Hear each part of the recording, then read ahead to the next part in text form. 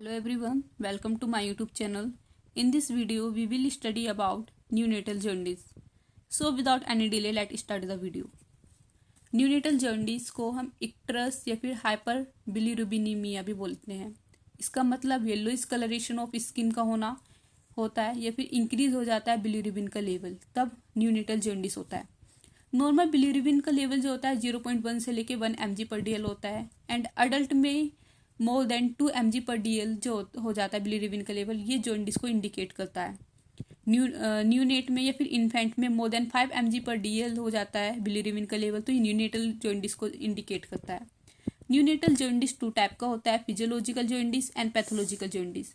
Pathological jaundice birth के 24 घंटे के अंदर हो जाता है बच्चे को। इसमें बिलीरुबिन का लेवल मोर देन 15 mg/dl हो जाता है। एंड फिजियोलॉजिकल जॉन्डिस जो होता है ये बर्थ के 24 घंटे बाद होता है। इसमें बिलीरुबिन का लेवल 10 mg/dl होता है। इसमें किसी भी ट्रीटमेंट की रिक्वायर्ड नहीं होती।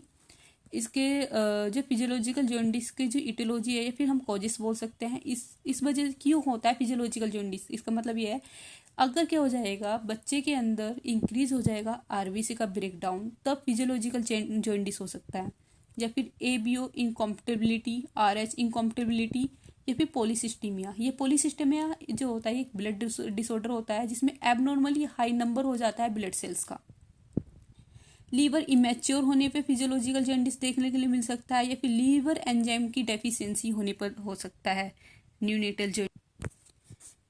G6PD के एंड UDPGT और या फिर लिगेंडिंग प्रोटीन, ये क्या होता है लीवर एंजाइम होते हैं। अगर इनकी डेफिशिएंसी हो जाएगी बच्चे के अंदर तो न्यूनेटल जॉन्डिस हो जाएगा। गट बैक्टीरिया डेफिशिएंसी, यदि क्या हो जाती है गट बैक्टीरिया की डेफिशिएंसी हो जाती है तब ये कंडीशन देखने के लिए मिल सकती है। क्लिनिकल मैनिफेस्टेशन या फिर साइन एंड सिम्टम जो होते हैं इसमें देखने मिलता है येलोइश डिस्कलरेशन होना ऑफ स्किन का, नेल्स का एंड स्केलर का, hard palate, oral mucosa, palm and sole का। स्टूल जो होते हैं इस कंडीशन न्यूनेटल जॉन्डिस में किले कलर का देखने के लिए मिलता है। यूरिन जो होता है वो कॉफी कलर हो जाता है। प्यूराइटिस में क्या होने लगते हैं, इचिंग होने लगती है। नोजिया वॉमिटिंग होगी, एनोरेक्सिया होगा, वेट लॉस होने लगेगा। इसमें क्या होता है जो न्यूनेटल जॉन्डिस होता है इसमें हम ये डायग्नोस्टिक इवैल्यूएशन होता है। इसमें हम न्यूनेटल जॉन्डिस को पता लगाते हैं कि कितना हो चुका है बच्चे को। जो फेस होता है वो 5 mg/dl को कवर करता है। नेक पे क्या करता है 10 mg/dl को कवर करता है कि बिलीरुबिन का लेवल इतना इंक्रीज हो गया है।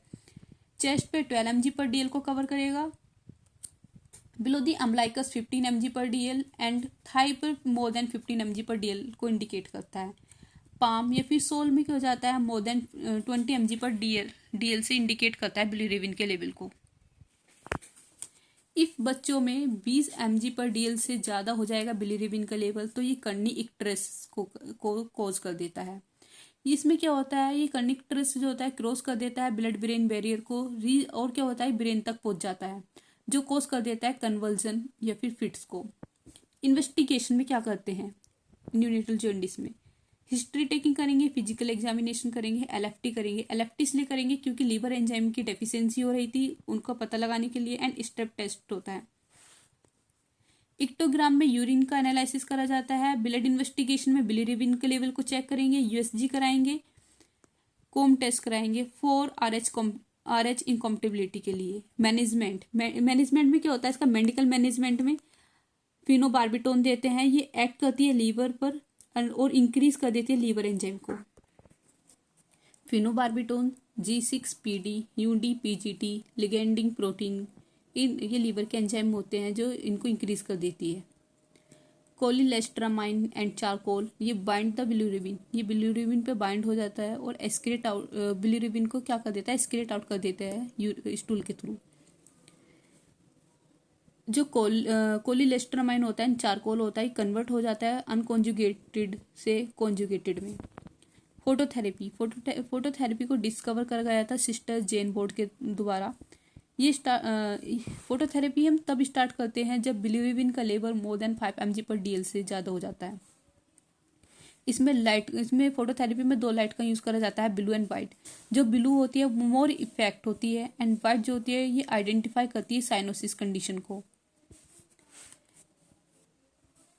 इसकी वेव लेंथ जो होती है वो 420 से लेके 600 mm की होती है एंड इसका डिस्टेंस जो होता है 45 सेंटीमीटर होता है, जो लाइट एंड बेबी के बीच के डिस्टेंस होता है। ये लाइट है और ये बेबी है।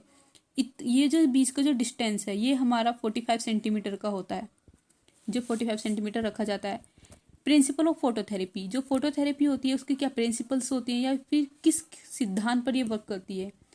फोटो आइसोमेराइजेशन, इसमें बिलिरुबिन जो होता है वो अनकॉन्जुगेटेड होता है और लाइट की प्रेजेंस में आने पर ये ल्यूमिरुबिन बन जाता है जो कॉन्जुगेटेड होता है और एस्क्रेट हो जाता है बाय यूरिन के थ्रू।